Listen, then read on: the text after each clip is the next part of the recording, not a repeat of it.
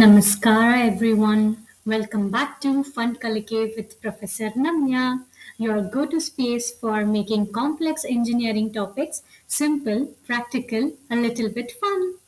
Today, we are kicking off with Module 1, Introduction to Parallel Programming, Part 1, where you'll be learning prerequisites of parallel computing, why parallel computing is required, what is parallel computing. So let's unlock the power of parallelism. So before we dive into world of parallel programming, let's take a moment to talk about skills you already need in your toolbox. Most parallel programming models like OpenMP and CUDA are built on C and C++.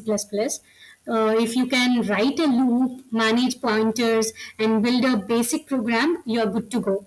If not, brush up fast. You should know how sorting, searching, and graph algorithm work because in parallel computing, the real challenge is to splitting the program efficiently.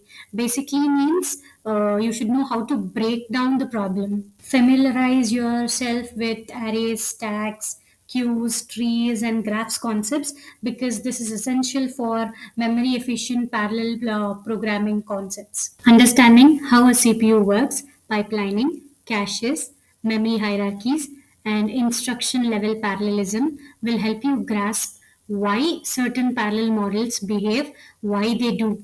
That means it is essential for you to understand how parallel execution happens at a hardware level. Finally, OS concepts like processors, threads, context switching, and synchronization, these form the heart of parallel execution.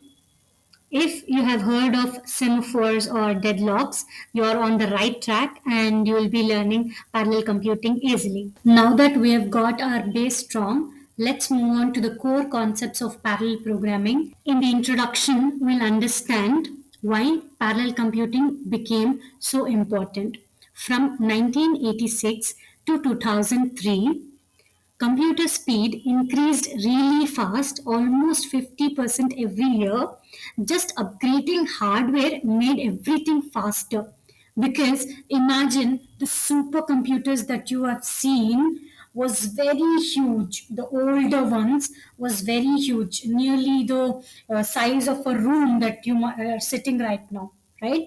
So it was very huge. Gradually, it got reduced to a small chip, right? Now the Intel cores are very small, minimal, nano size. So gradually reduced. When it reduced after 2003, it reduced till 4% every year. So that's what they have told, right? So it slowed down to 4% from 50% per year to 4% year because it was making one CPU at a time. Now they changed to multiple CPUs at a time. It was working at the same time, but by using the parallelism, it made a change. Okay.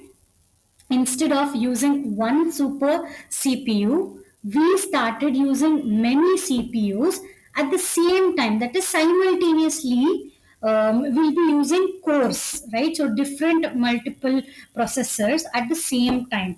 That concept is called as parallel computing.